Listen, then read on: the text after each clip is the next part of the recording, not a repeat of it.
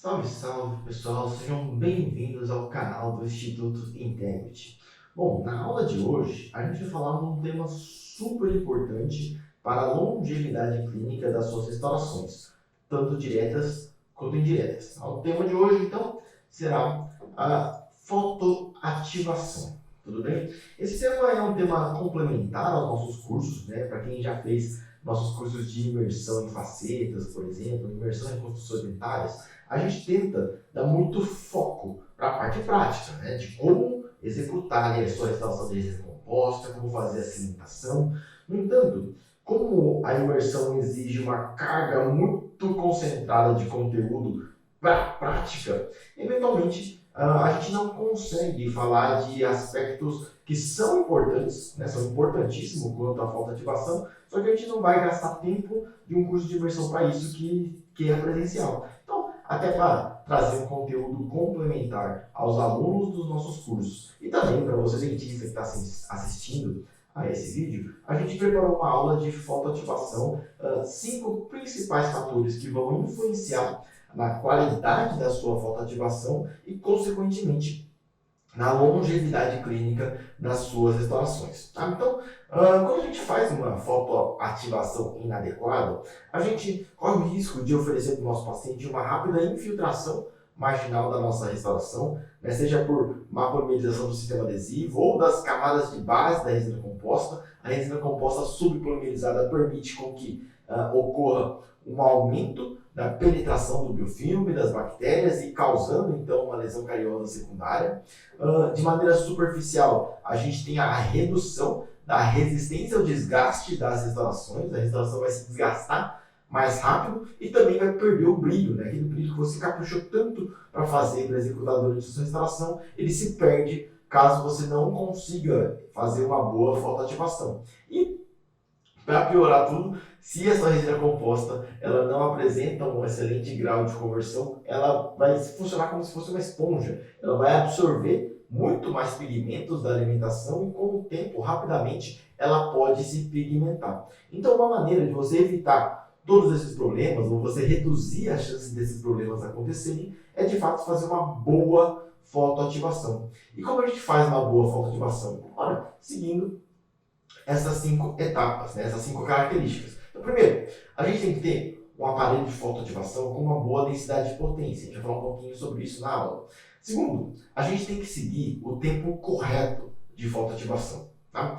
Terceiro, e talvez o mais importante, onde a maioria dos dentistas erram, é errar no direcionamento. Né? A gente não coloca o aparelho de fotoativação na direção correta. Tem que estar na direção certinha do incremento de resina composta que a gente vai trabalhar. Não só na direção, mas também com a distância adequada. Muita gente faz a fotoativação de maneira distante e perdendo assim a potência do seu aparelho de fotoativação, né? Reduzindo a quantidade de energia luminosa entregue naquele incremento de resina composta. Tá? E por fim, a gente tem ainda os tipos de fotoativação, que se você escolher o tipo de fotoativação inadequado no seu aparelho, você pode também reduzir a quantidade de energia luminosa entregue na sua restauração, e o comprimento de onda. Se você estiver trabalhando com um comprimento de onda inadequado para a sua resina composta, você também pode ter um comprometimento no grau de conversão da sua restauração. Tá? Então são 5 fatores super importantes, vou tentar explicar cada um deles rapidamente e ao final eu vou dar uma sugestão de qual aparelho de fotoativação você pode adquirir.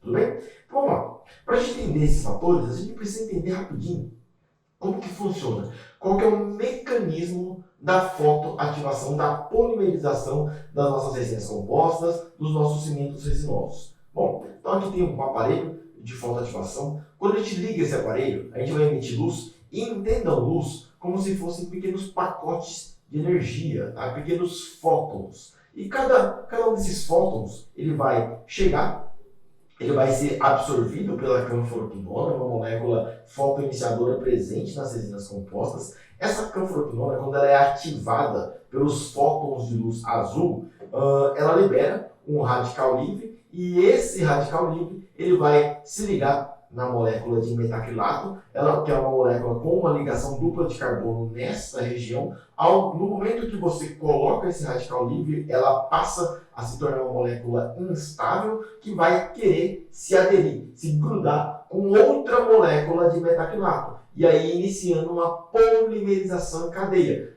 Essa segunda molécula vai se tornar instável, vai buscar uma outra, e uma outra, e uma outra, e assim sucessivamente, dessa maneira que os monômeros resinosos eles vão se transformar em polímero. Tudo bem? Então esse é o mecanismo de polimerização das nossas resinas compostas. Bom, o que acontece, pessoal, se a gente tiver um aparelho de fotoativação que tem uma baixa potência? Uma baixa potência, lembrando que potência é a quantidade de energia dividida pelo tempo. Se a quantidade de energia que esse aparelho emite ela é baixa, a gente vai ter poucos fótons de luz chegando na canfroquinona. Logicamente, ou consequentemente, vai ter menor quantidade de radical livre e a sua resina composta ela não pode ela pode não se polimerizar adequadamente. Tudo bem?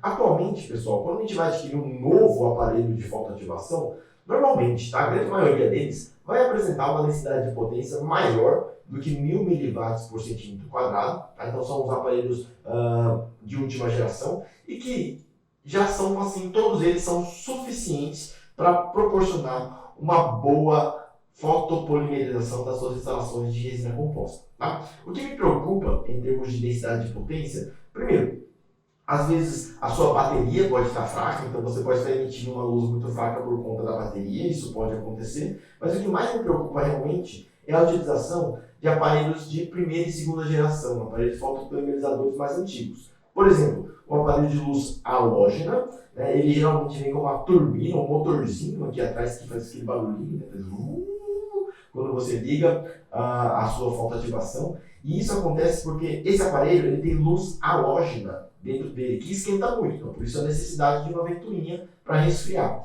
E o grande problema desse aparelho é que, de fábrica, novinho, ele já vai apresentar uma potência da ordem de 400 mW por centímetro quadrado, bem menor do que os novos aparelhos, e a luz halógena ela vai perdendo potência com o passar do tempo.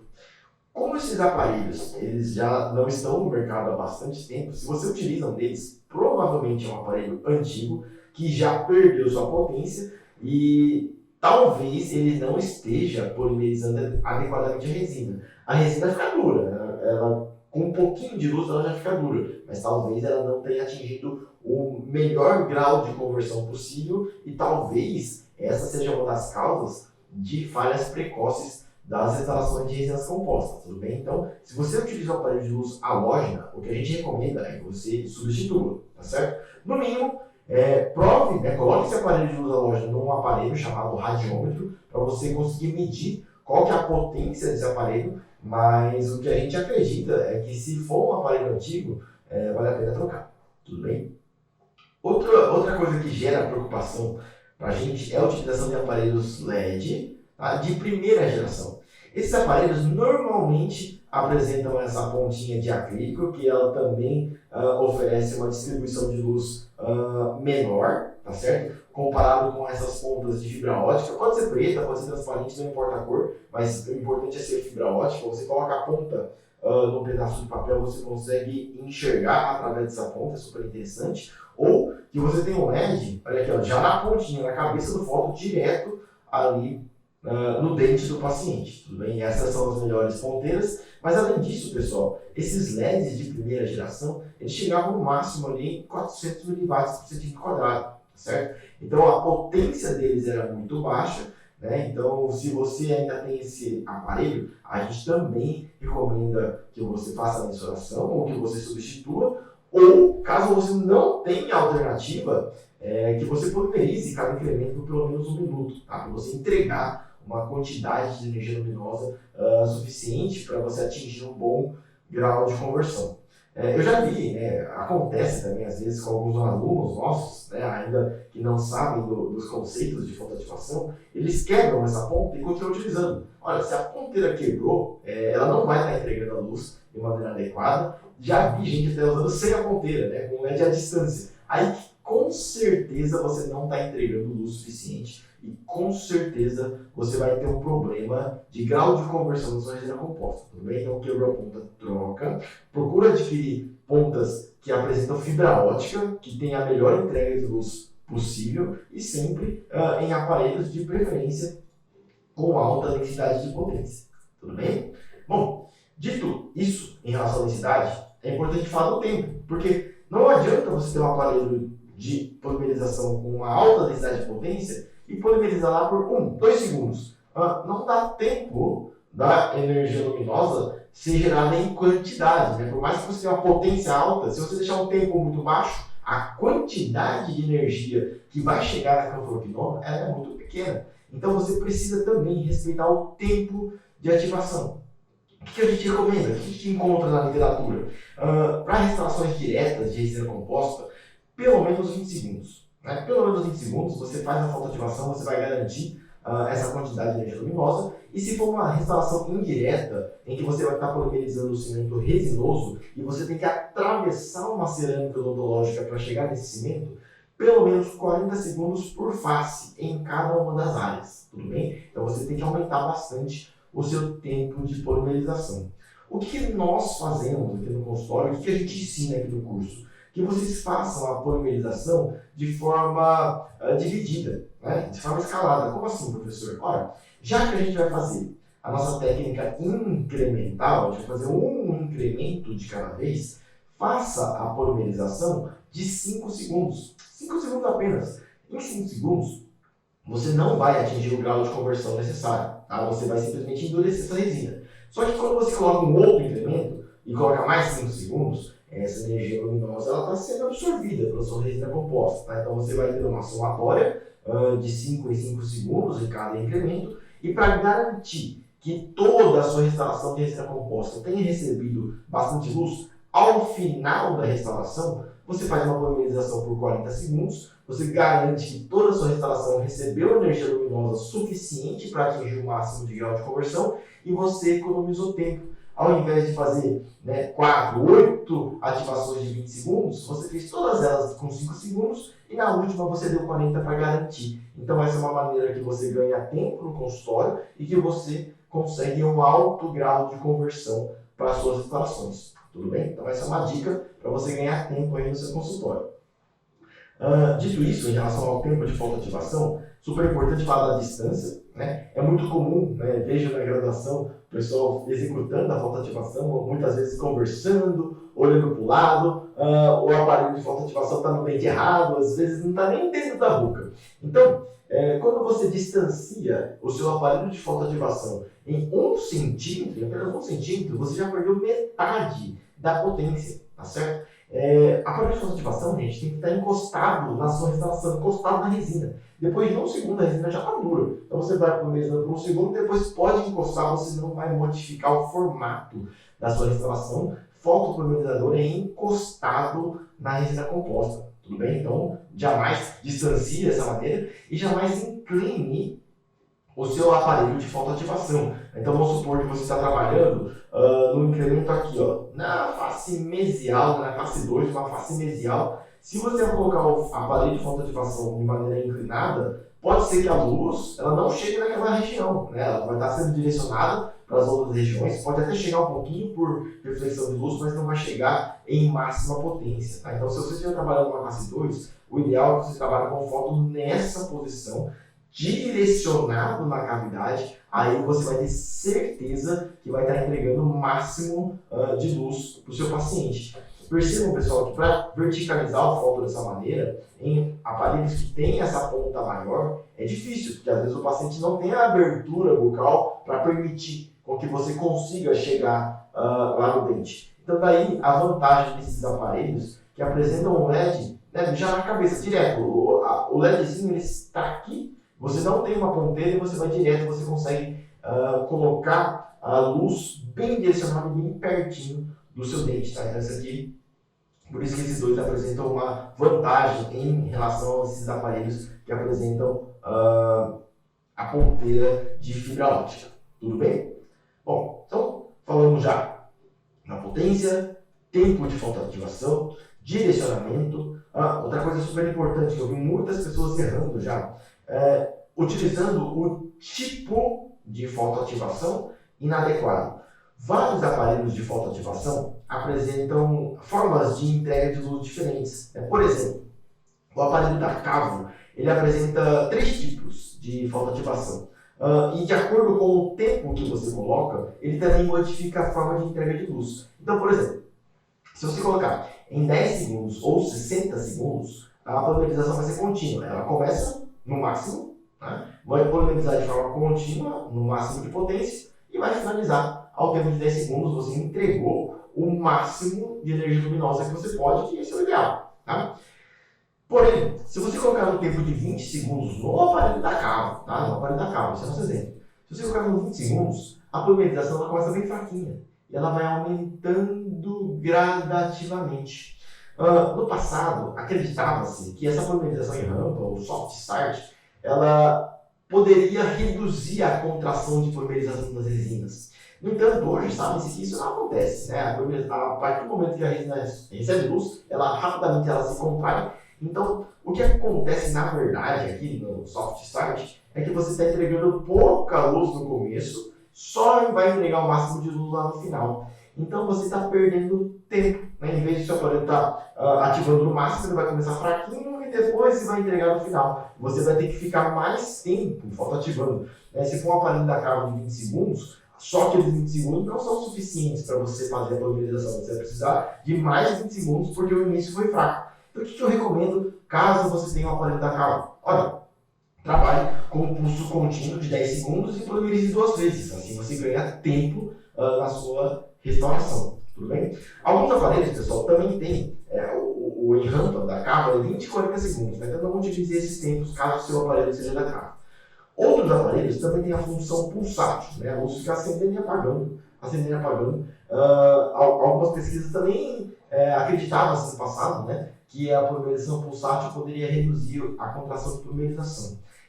Hoje sabe-se que esse efeito é muito pequeno, é muito sutil, então hoje a gente recomenda que você faça pulso contínuo, porque se for pulsátil, você pode até utilizar o pulsátil, mas tem que utilizar pelo dobro de tempo. Tá? Então, ao invés de 20 segundos é 40, se for numa faceta ao invés de 40, é 80 segundos por face, você dobra o tempo de polimerização, aí tudo bem, você pode utilizar de forma pulsátil. Eu não recomendo que você utilize realmente de forma contínua.